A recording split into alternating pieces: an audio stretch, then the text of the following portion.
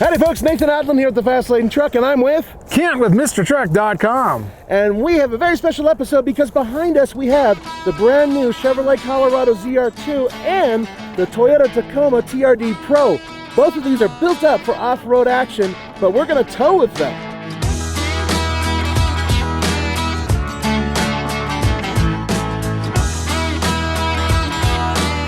I can't get in here with a cowboy hat. I can't get my head over far enough to not knock it off. It's good. Coming down the hill, I could do what I wanted. Yeah. It held the gears. It's more controllable, which is how most people would do it. We don't do it on a normal run because we want to test the computer, not to scale the driver. That's exactly it. This truck's been very controllable. First way. Are you the guy that came in here yesterday to say he's getting a horse? No.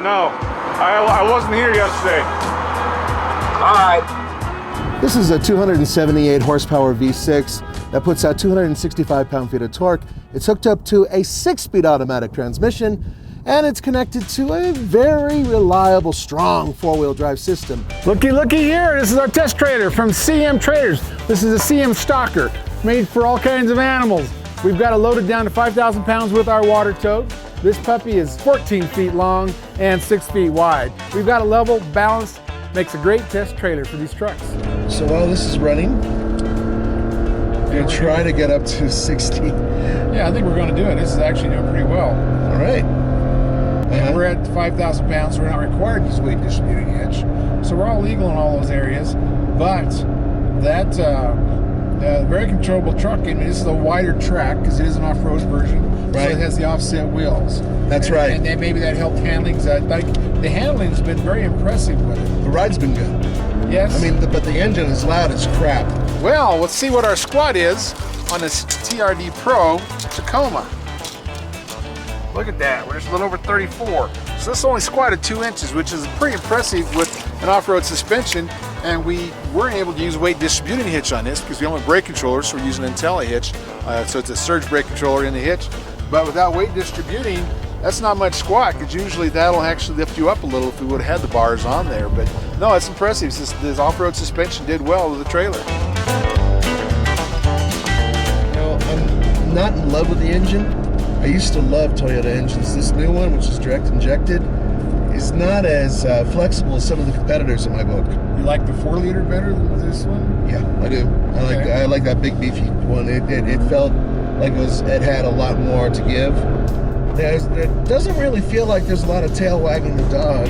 Oh man, that is one dirty truck, and that's just the way we like it here at TFL. And just in time for the holidays, we've got some brand new TFL gear in our store.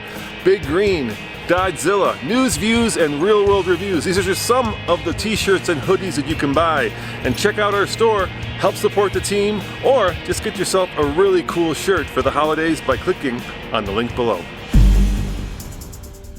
It looks like we got some vehicles braking and then we're losing an extra lane sooner. So, right about now. Yeah, it's weird infrastructure right at the tunnel. All right, this is 807.53, so let's see. It was pretty good. Better than I thought it would be, that's for sure. Yeah, that was very impressive.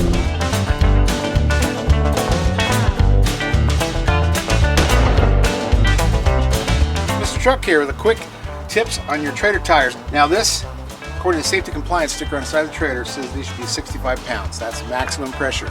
That's where we run everything. I would say go with maximum air on them. And that's what we're going to do. This one here says 65. Let's see what we got. We got about 60, so we're pretty close. The trailer tires, you know, they'll lose easily just by the way they're made 1 pound of air pressure a month. So in a year, that's 12 pounds. That's how much they could lose.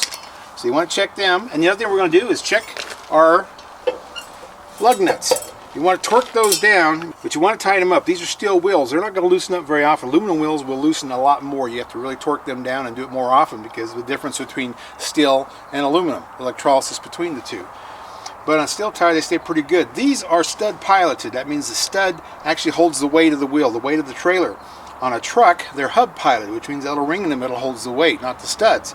So these actually will have more of a tendency than a pickup tire to loosen up the lug nuts. So you want to check these, you know, once a month. All depends on how much you're using the trailer. But that is our trailer tips brought to you by CM Trailers. Come on, Ken, jack it up.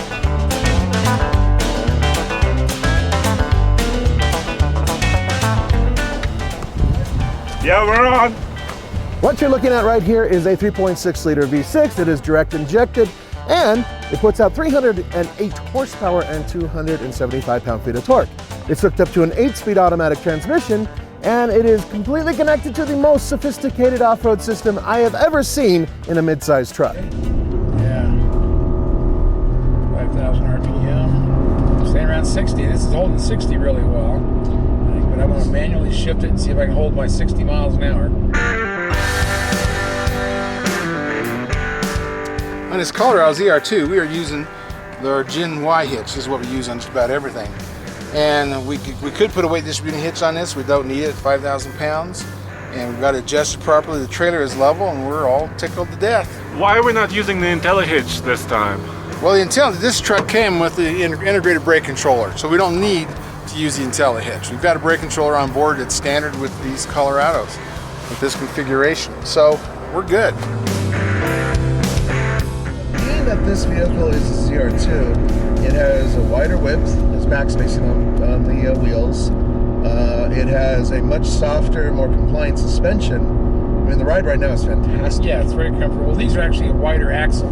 It's an interesting way to do it, and I think that helps our stability. And we're running still under 4,500 RPMs, about 55 miles an hour. I mean, the one thing that I really like about both this truck and that Toyota, and to the same extent to Power Wagons and the Ford Raptor, is that you can tow your motorcycles or a Jeep off-road. Yeah. In this case, probably something like a nice side-by-side or something like that.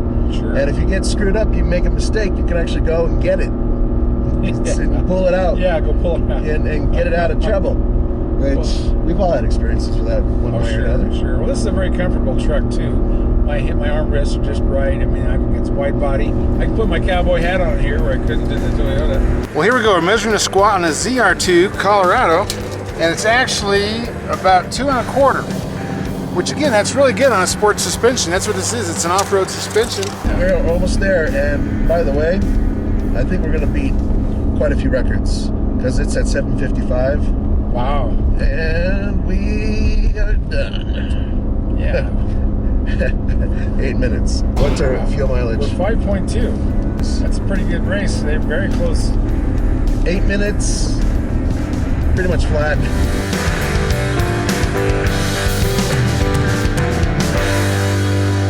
I'm really impressed how close these two trucks were. The Toyota totally blew me away because it really did match the Chevy ZR2, right? Right. They handled so close, and we proved that they can tow trailers. That's right. Hey guys, thanks for joining us for the Fast Lane Truck. This is Nathan.